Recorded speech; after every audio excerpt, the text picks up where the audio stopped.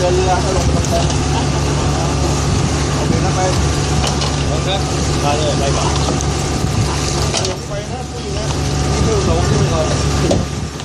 แล้วไปด้วยเราเดี๋ยวลงเดี๋ยวลง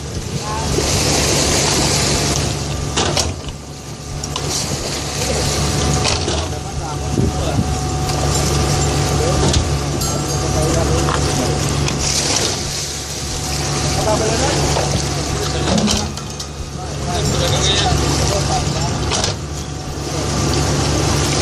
ไปลงได้เลย